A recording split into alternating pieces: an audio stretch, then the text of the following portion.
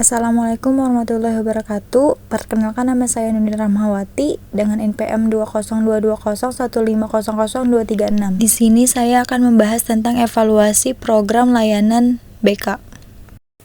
Yang pertama ada hakikat evaluasi program layanan BK. Evaluasi adalah serangkaian aktivitas yang dimaksudkan untuk menentukan seberapa jauh tujuan-tujuan yang telah dicapai. Sedangkan evaluasi program bimbingan adalah mencakup usaha menilai efisiensi dan aktivitas pelayanan dan bimbingan itu sendiri demi peningkatan mutu bimbingan. Menurut Prayitno pada tahun 2002, program bimbingan dan konseling adalah satuan besar atau kecil rencana kegiatan layanan dan kegiatan pendukung bimbingan dan konseling yang akan dilaksanakan pada periode tertentu. Unsur-unsur dalam program bimbingan dan konseling yaitu kebutuhan siswa, jumlah siswa, bidang bimbingan, jenis pelayanan, kegiatan pendukung, volume kegiatan, frekuensi layanan, lama kegiatan, waktu kegiatan, dan kegiatan khusus.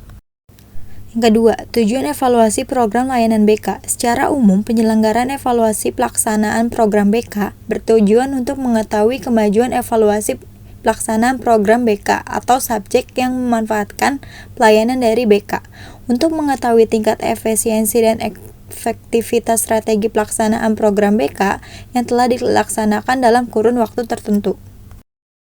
Ketiga, aspek-aspek yang dievaluasi program layanan BK. Ada dua macam aspek kegiatan penilaian program kegiatan bimbingan, yaitu penilaian proses dan penilaian hasil. Penilaian proses dimaksudkan untuk mengetahui sampai sejauh mana keefektifan layanan bimbingan dilihat dari prosesnya. Sedangkan penilaian hasil dimaksudkan untuk memperoleh informasi keefektifan layanan bimbingan dilihat dari hasilnya. Aspek yang dinilai baik proses maupun hasil antara lain. 1. Kesesuaian antara program dan pelaksanaan. 2. Keterlaksanaan program. 3. Hambatan-hambatan yang dijumpai. 4. Dampak layanan bimbingan terhadap kegiatan belajar mengajar. 5. Respon siswa, personil, orang tua, dan masyarakat terhadap layanan bimbingan. 6. Perubahan kemajuan siswa dilihat dari pencapaian tujuan layanan bimbingan, pencapaian tugas-tugas perkembangan dan hasil belajar, dan keberhasilan siswa setelah menamatkan baik pada studi lanjutan ataupun pada kehidupan masyarakat. Yang keempat, langkah-langkah evaluasi layanan BK. 1. Merumuskan masalah atau beberapa pertanyaan, karena tujuan evaluasi adalah untuk memperoleh data yang diperlukan untuk mengambil keputusan. Pertanyaan-pertanyaan itu pada dasarnya terkait dengan dua aspek pokok yang dievaluasi, yaitu tingkat keterlaksanaan program atau aspek proses dan tingkat ketercapaian tujuan program atau aspek hasil.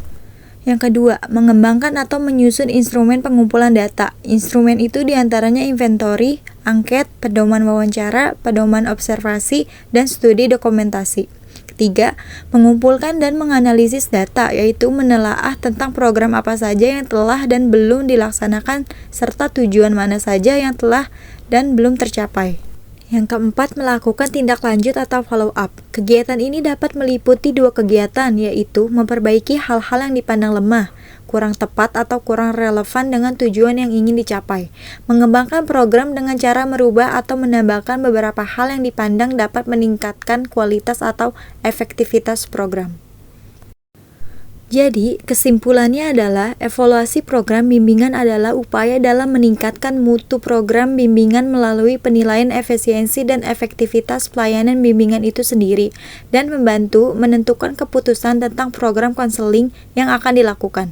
Hasil evaluasi akan memberikan manfaat dalam pelaksanaan program bimbingan dan konseling selanjutnya. Pelaksanaan evaluasi program dan bimbingan melalui 4 fase, yaitu 1. Fase persiapan, 2. Fase persiapan alat atau instrumen evaluasi, 3. Fase menganalisis hasil evaluasi, 4. Fase penafsiran atau interpretasi dan pelaporan hasil evaluasi.